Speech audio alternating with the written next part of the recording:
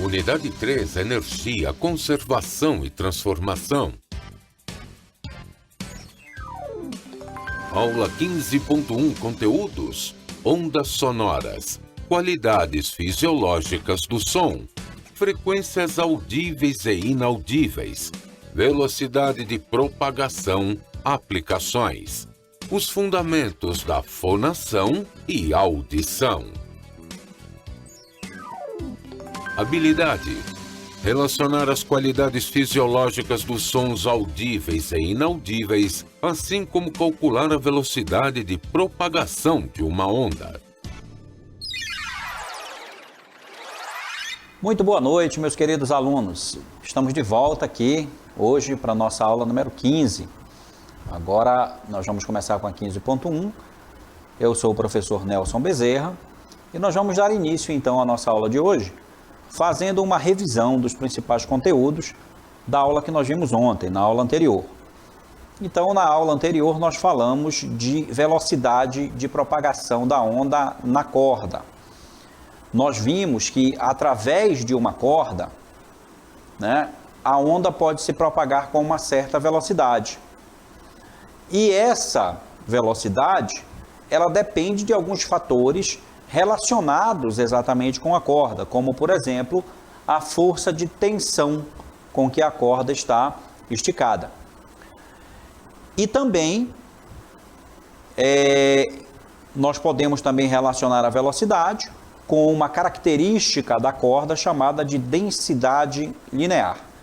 Essa densidade linear, representada pela letra grega μ, aí na equação da velocidade, ela é a razão, ela é a divisão da massa da corda pelo seu comprimento. Então, dividindo a massa pelo comprimento, eu encontro a densidade linear. A velocidade é dada através da expressão V igual a raiz quadrada da força dividida pela densidade linear. A unidade de medida da velocidade é o metro por segundo. Também falamos ontem sobre ondas estacionárias.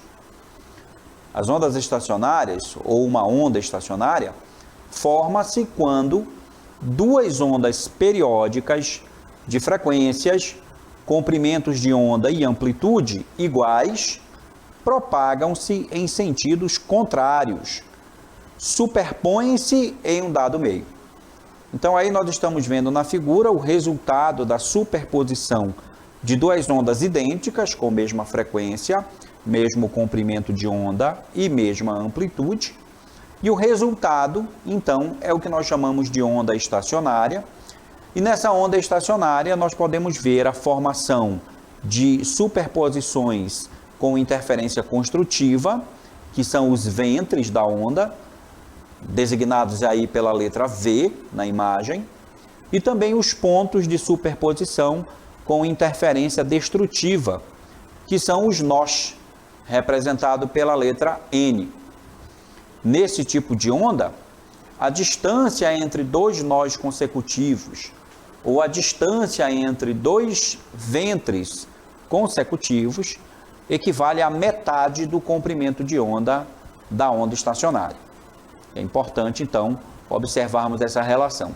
Além disso, a velocidade de propagação desta onda é definida através da expressão V igual a lambda F, como nós já vimos também para as ondas de qualquer tipo.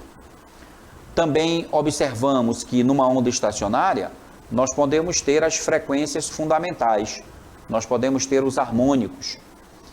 Frequência fundamental de oscilação em uma corda de extremidades fixas.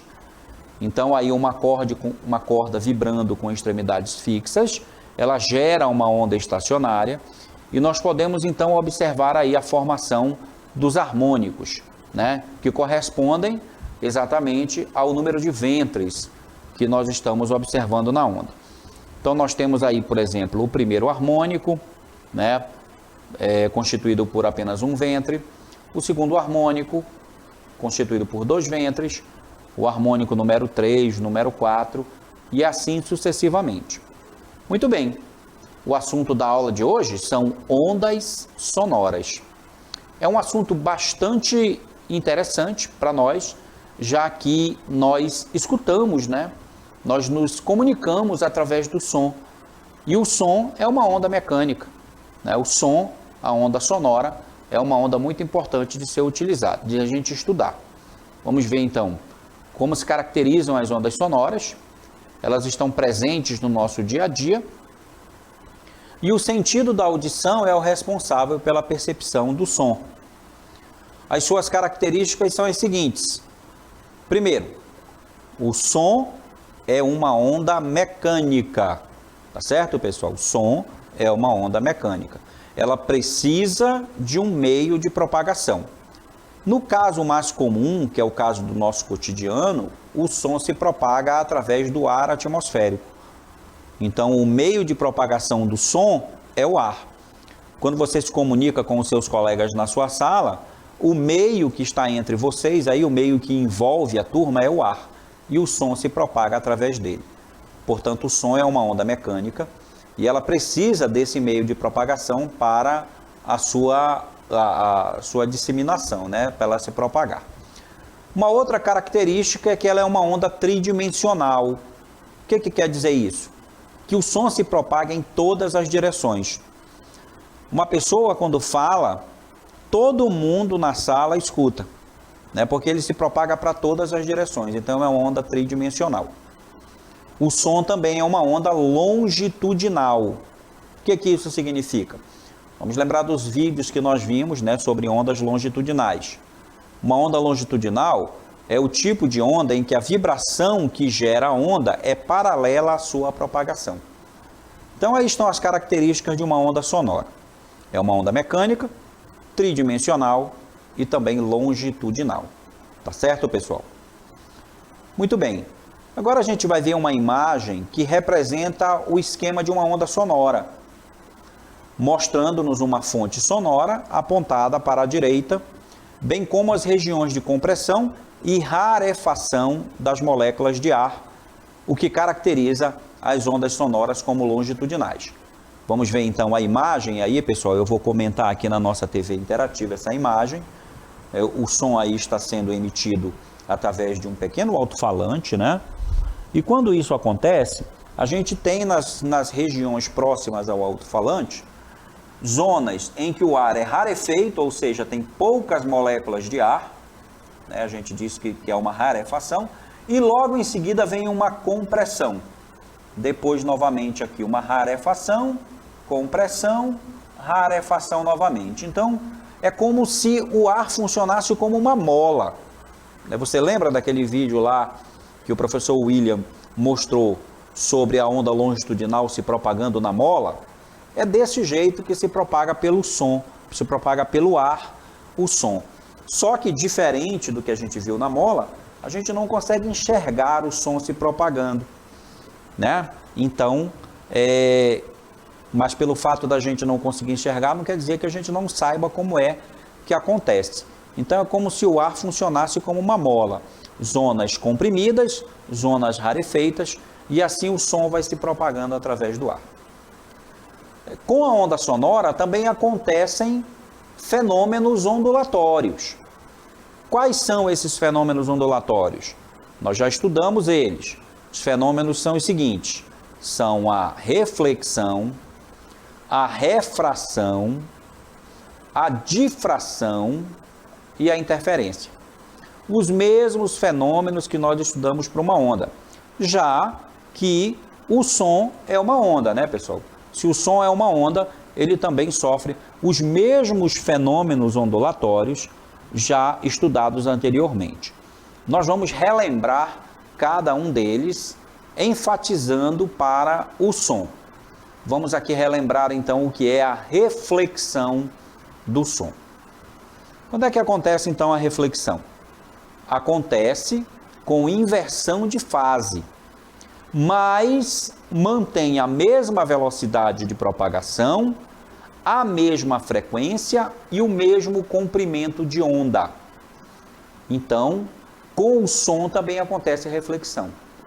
A gente vai aqui assistir, então, um vídeo bem rápido, demonstrando para você exatamente como acontece a reflexão do som, né? Então vamos aí assistir o vídeo. Observe que você vai ver aí um rapaz emitindo uma onda sonora, e quando essa onda sonora encontra a superfície refletora, ela volta para o mesmo meio de onde foi propagado, né? É o que a gente chama de reflexão. É como se eu jogasse uma bolinha no muro e ela voltasse. Acontece a mesma coisa com o som. Ele vai, bate na superfície refletora, inverte a fase, né? Que ele foi de uma forma e voltou de outra, mas como ele mantém a mesma velocidade, a mesma frequência e o mesmo comprimento de onda, você ouve o som com as mesmas características. Um efeito muito conhecido dessa situação da reflexão é chamado de eco. Já ouviu falar do eco? Ele nada mais é do que a reflexão do som. Você emite um som, quando o som encontra um obstáculo, ele volta para você, você ouve o som novamente. É pelo eco, por exemplo, que aquele morcego lá que a gente apresentou nas aulas anteriores, na aula do professor William, ele consegue caçar as suas presas, porque ele emite o som e através do eco, ou seja, da reflexão do som, ele consegue detectar onde está a presa, se é a presa que ele procura, se é um obstáculo que ele deve desviar e assim por diante. Ele se localiza, então, através do eco. Então, na refração, ocorre quando a onda passa de um meio de propagação para outro, com um índice de refração diferente. Esse índice de refração que está sendo dito aí, pessoal, nada mais é do que a característica de cada meio, tá certo? Cada meio tem o seu próprio índice de refração. É uma característica do meio. Então, o ar tem um determinado índice de refração, a água tem outro índice de refração, o vidro tem outro, os metais têm outros e assim por diante. Então, quando a onda passa de um meio para o outro, que tem índice de refração diferente, ou em outras palavras, quando a onda muda de meio de propagação, ocorre a variação da velocidade de propagação e a variação do comprimento de onda. Eles mudam, mas não ocorre a variação da frequência. Então, a refração ocorre com mudança de velocidade, com mudança de comprimento de onda, mas a outra característica da onda, que é a frequência, não muda, né, quando ocorre a refração. E como é mesmo essa refração? Vamos observar no vídeo, então, como a refração ocorre. No vídeo aí, vamos imaginar que os meios sejam o ar e a água. Então, a onda incide do ar para a água e ela sofre um desvio. Esse desvio na sua propagação é o que causa a mudança da velocidade, também causa a mudança do comprimento de onda, mas a frequência continua a mesma, tá certo? Então, a refração é esse fenômeno aí, em que a onda muda de meio de propagação. Isso acontece também com o som. Quando eu emito um som e ele passa do ar para a água, muda muito a velocidade do som. A gente vai ver mais adiante o quanto ela muda quando o som passa do ar para a água, por exemplo. Tá certo, pessoal? Esse é o fenômeno, então, da refração. Temos também o fenômeno da difração. Acontece quando as ondas sonoras contornam obstáculos, quando a porta de um ambiente está entreaberta, por exemplo, podemos ouvir o som produzido lá dentro. Ou seja, a onda contornou aquele obstáculo, ela contornou aquela brecha, né? A porta está entreaberta e a gente pode ouvir o som de quem está conversando lá dentro, né? Porque o som contorna esse obstáculo, passa por essa fresta aí, que é a nossa difração. Também para a difração, né, que é a capacidade da onda contornar obstáculos, a gente tem um videozinho aí para mostrar para você de como acontece. Olha aí, um vídeo bem divertido, né? O rapazinho, né, emite um som, o som ele desvia do muro, né? Ele atravessa esse obstáculo, e o rapaz que está do outro lado consegue ouvir o som emitido pelo primeiro garoto aqui, né? Então, o som contornou esse obstáculo que apareceu aí na sua direção, é o que a gente chama de difração. Também temos um outro fenômeno, né? Falado lá no começo, que é exatamente a interferência. A interferência, ela decorre do encontro de ondas produzidas por mais de uma fonte, também chamado de superposição. A gente tem que colocar aí o nosso pensamento, né, alinhar o nosso pensamento no seguinte: a superposição pode ser de dois tipos. Ela pode ser uma interferência construtiva, né, que é quando as ondas se somam, e pode ser também uma interferência destrutiva. Então, a interferência decorre do encontro de ondas sonoras produzidas por mais de uma fonte. Nesse contato, uma onda pode destruir a outra. É a chamada interferência destrutiva e gerar, mesmo em um ambiente barulhento, regiões de silêncio. E tem também, claro, a interferência construtiva, que é quando as ondas se somam, né? E aí há um aumento da intensidade sonora, nesse caso.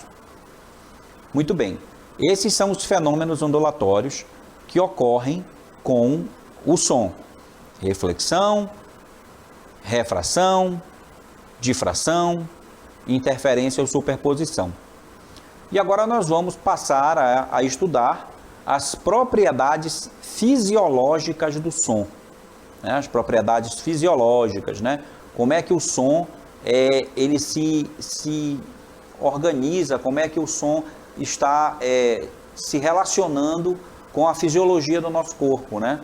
E você sabe que o sentido responsável pela audição, o sentido responsável por captar as ondas sonoras, é o nosso ouvido. O ouvido capta ondas sonoras e aí nós podemos ouvir os sons. Então, o ouvido humano, ele não consegue captar todas as frequências, tá, pessoal? O nosso ouvido, ele é limitado. Ele não consegue ouvir todos os sons. Então, ele não consegue captar todas as frequências. Aqui está exposto. Mas existe um intervalo de frequências audível para os seres humanos, que varia aproximadamente de, no mínimo, 20 Hz, que é a menor frequência que a gente pode escutar, a no máximo 20 mil Hz, que é a maior frequência que o ouvido pode distinguir. E aí, se a gente comparar a nossa fisiologia, a fisiologia do ouvido com relação a ondas sonoras, com a fisiologia de alguns outros animais, nós vamos poder mostrar essa tabela aí para mostrar a diferenciação para você. A tabela aqui na nossa TV interativa, olha só, é só para alguns aqui, tá, pessoal? Alguns seres vivos. Então, olha só a comparação, por exemplo, né, o ser humano está aqui, ó, foi aquilo que eu acabei de falar para vocês agora há pouco. O ser humano vem aqui na segunda posição da tabela. E veja que nós podemos escutar de 20 Hz até 20 mil Hz. É o intervalo de frequências em que o nosso ouvido consegue captar os sons. Agora veja a comparação aqui com o seu cachorrinho de estimação. O cachorro. O cachorro pode ouvir um pouco abaixo que nós, então ele ouve sons de 15 Hz e vai até 45 mil Hz de frequência. Então, às vezes você fica admirado que o seu cachorro percebe sons e você diz assim: poxa, o meu cachorro ele deve ser algum vidente, porque ele percebeu uma coisa que eu não percebi. Mas é porque ele ouve mais do que você. Ele tanto ouve sons de menor frequência quanto de maior frequência.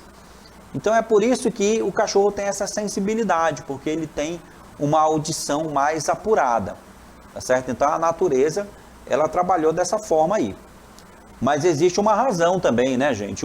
Para a gente não ouvir sons, né, de frequência muito alta. Se fosse assim, ia ser complicado a gente dormir à noite, porque a gente ia ouvir sons como, por exemplo, o do morcego. Lembra lá do vídeo do morcego caçando? O morcego emite sons de alta frequência para caçar. Já pensou se à noite a gente conseguisse ouvir sons de 120 mil Hz? A gente ia ouvir uma gritaria de morcego aí que não ia ser complicado dormir. certo? Então, na verdade, o morcego emite sons, ele grita e ele espera o som voltar pela reflexão para poder caçar. E veja, ele consegue escutar de 1000 Hz até 120 mil Hz. E aí a gente tem o gato também, que escuta mais do que a gente, de 60 Hz a 65 mil. E o sapo aqui também, ó, de 50 Hz até 10 mil Hz. O sapo tem bem limitado, né? Mais limitado do que nós aí, a audição. Então essa tabela mostra para você que na natureza, nem todos os animais, nem todos os seres vivos ouvem da mesma forma. E também acontece a mesma coisa com os olhos. Quando a gente estiver lá com ondas eletromagnéticas, estudando a luz, você vai perceber também que o ser humano ele não consegue enxergar tudo. Ele enxerga só um pequeno intervalo das ondas eletromagnéticas. Então você viu aí essa comparação interessante. Sons que estão abaixo desse mínimo que a gente falou aqui de 20 Hz, eles são chamados de infrações. Estão abaixo de 20 Hz. São os infrações. Já os sons que estão acima do máximo, ou seja, acima de 20 mil Hz, eles são chamados de ultrassons. E tanto para esses infrações quanto para esses ultrassons, a gente tem aplicações tecnológicas. Então existem aplicações tecnológicas para os sons que não somos capazes de ouvir. Uma delas interessante é o diagnóstico por imagens feitas a partir de ultrassons. São os chamados exames de ultrassonografia. Aí nós temos a imagem, né? Esse exame é muito comum para mulheres grávidas, né? Existem também outras aplicações, aí não é só para as grávidas o ultrassom. A pessoa, às vezes, quando tem algum problema e quer examinar algum órgão do corpo que não seja ósseo, né? Ele pode usar o ultrassom. Então, aí nós temos a imagem do ultrassom, né? Da médica com esse aparelho, que ele emite ao corpo sons de alta frequência, e esses sons retornam para o aparelho e formam a imagem que ela está vendo no vídeo. Um outro exemplo são os sonares utilizados por submarinos, que têm um funcionamento semelhante do aparelho do ultrassom, e mostram a distância e as dimensões do obstáculo à frente do submarino. Estamos vendo aí, por exemplo, na imagem, né? Tanto serve para o submarino como serve para os barcos também, né? Que possuem os radares aí, radares e sonares, né? Que conseguem detectar obstáculos e saber qual é a posição de barcos e de submarinos. Muito bem. Essas qualidades fisiológicas do som, elas estão relacionadas com a sensação que produzem no ouvido humano. E são altura, intensidade e timbre. Veja que agora nós vamos ver as qualidades fisiológicas do som. São 3. Começa pela altura. Essa qualidade permite ao ser humano diferenciar e classificar os sons em graves e agudos. Isso é feito a partir da frequência do som. Quanto maior for a frequência de uma onda sonora, mais agudo será o som. Essa relação é importante, né, pessoal? Quanto maior a frequência, maior o som é agudo. Geralmente, como a gente vai ver na imagem aí de pessoas conversando, as mulheres têm um som mais agudo, com uma maior frequência, né? E os homens têm um timbre que é diferente, né? Porque ele tem uma menor frequência. Uma outra qualidade fisiológica é a intensidade. A intensidade ela está relacionada com a quantidade de energia transportada pelo som. Já que o som é uma onda, ele transporta energia. E que permite classificar os sons em fraco ou forte. Ela é provocada pela pressão que a onda causa sobre o ouvido, ou outro qualquer instrumento de medição de intensidade sonora, como, por exemplo, o dosímetro e o decibelímetro. Vamos ver esses dois aparelhos aí na imagem, né? Esses dois aparelhos aí, eles servem para medir intensidade sonora. Isso é medida em decibéis, né? A unidade de medida é o decibel. Quanto maior for a pressão que a onda exerce sobre o ouvido, mais intenso é o som, né? E o som é percebido ou captado por algum desses aparelhos medidores. Também temos o timbre. Essa qualidade dá ao ouvido humano, o timbre, a possibilidade de diferenciar dois sons que possuem a mesma altura e a mesma intensidade, mas são emitidos por instrumentos de som totalmente diferentes, como, por exemplo, uma flauta e um cavaquinho. Então a gente vai ver aí na imagem, né, que esses instrumentos aí podem emitir um som de mesma frequência, mas com timbres diferentes, certo? Então o timbre permite diferenciar sons que têm mesma frequência, certo? E mesma altura, mas são emitidos por instrumentos diferentes. Vamos ver agora como se calcula a velocidade de propagação de uma onda sonora. E aí está, é a mesma equação que a gente já vem estudando, você já deve ter anotado essa expressão, V igual a lambda F. Ou seja, a velocidade é o comprimento de onda vezes a frequência. Só que para o som, dependendo do meio de propagação, a gente já vai saber a velocidade. Vamos ver aqui na tabela, que nós temos aqui, vamos mostrar na nossa TV interativa. O material aqui, olha só, quando o som se propaga pelo ar, com uma temperatura de 10 graus Celsius, e aí você deve perceber também que a velocidade vai depender da temperatura, a velocidade é aproximadamente 331 metros por segundo. E assim, a gente tem várias velocidades, é importante que a gente perceba, olha, o ar está no estado gasoso, a água no estado líquido, olha só a velocidade do som na água, muito maior do que a velocidade do som no ar, 1.480 metros por segundo. E num sólido aqui, como por exemplo o aço, olha só a velocidade do som chega a 6.000 metros por segundo. Então, quanto mais unidas estão as moléculas, maior é a velocidade do som naquele meio. Por isso que no ar a velocidade é menor, na água a velocidade aumenta bastante, é o triplo praticamente, o quádruplo, e no ar, no sólido muito maior ainda. Então agora que nós já vimos aí como são as características da onda sonora, nós vamos aqui aos exemplos de exercícios envolvendo as ondas sonoras com a questão da velocidade da onda. Primeiro exemplo, uma onda sonora propaga-se pelo ar com uma velocidade de 340 metros por segundo. Então eu tenho aqui, já deu a velocidade, né, já que ela está no ar, então naquela tabela a gente tem a velocidade, a gente vai considerar 340 metros por segundo. Eu quero saber qual é a frequência e o período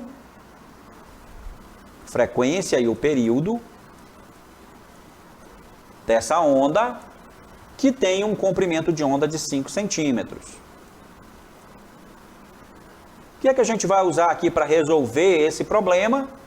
Vamos usar a nossa expressão mágica das ondas aqui, V igual a lambda F. O V nós sabemos que é 340. O lambda vale 5 centímetros. A gente não pode usar aqui em centímetro, pessoal. Transformando para metro, o lambda é 0,05 metros, vezes a frequência que a gente vai encontrar primeiro, né?